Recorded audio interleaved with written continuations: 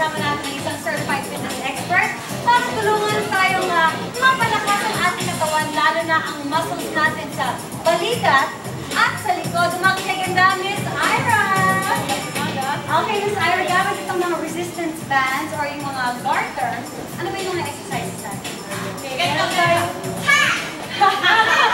Ayaw pag nag-aaway. Yun ang double purpose kita, Wendy. Okay, pakatapos na lang ng exercise. Pag sobrang napagod, ayun na. Ilabas na lang so meron tayong nakaganda ngayon na tatlong exercise using our resistance band. First exercise. Ang pinaka-first natin ay tricep extension. Okay, ito ay para sa ating tricep.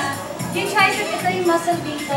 Para hindi lumawlaw. Ayaw na po yung Okay, so you grab yung one hand with the right hand here, then take it dito sa likod, and grab with your left hand. Grab dito sa likod. And then put your arm near the head. Put your arm near the head. Bend your knees, tighten your abs, tapos extend yung pataas. Ready?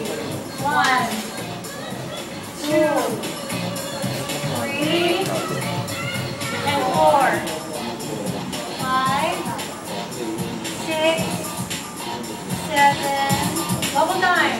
8, 1, 2, 3, 4, 5, 6, 7, and 8. Okay, kabila naman. Okay, kabila. So ngayon, yung right din ang likod at yung left yung nandito sa taas. Okay, bend ulit ang tuhod. Tuhod. Okay, ready? Extend. Sa the left, 1, 2, 3, 4, 5, Continue. 6, 7, 8. Double time. 1, 2, 3, 4, 5, 6, 7, 8. Mararamdaman nyo dito sa tricep. Mga kapamilya, pag mas malapit nyo nga, nakahawakin yung garter or yung resistance band, mas mahirap. Ngayon, kung gusto nyo mas madali, ihiwalay nyo. Maging wide na lang yung grip ninyo. Okay, next. Yan ang tricep extension. Ngayon, next. Ang second exercise natin ay ang shoulder press.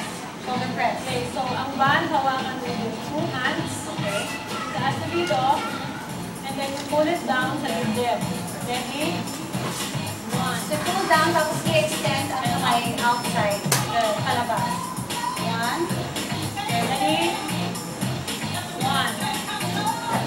2. Ay, gusto ko yan! Iyan! Gusto mo yan? Okay, mabilis naman! 1, 2, 3, 4, 5, 6, 7, 8. Mabagal ulit. 2, 3, and 4. Double ulit. Double time. 2, 3, 4, 5, 6, 7, and 8. 8. Okay, so pwede yung gawin ng dalawang set. Post beginner. Pag gusto nyo ng mas ma-challenge pa, gawin nyo ng tatlong set. Alright, yan ang ating shoulder press. Exercise, starting Okay, moving on sa ating third exercise. Pinaka-last, yung standing row natin. Okay. Hold it here, shoulder level up. Para saan naman ito? Para sa back. Para sa likod. Yes. Okay.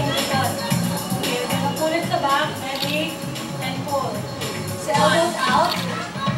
And pull it towards your chest. Up. Ay, mas-increase na lang. Squeeze lang yung back. Okay, so dapat iniipon natin ang ating shoulder blade sa likod. Ayan. Ipit.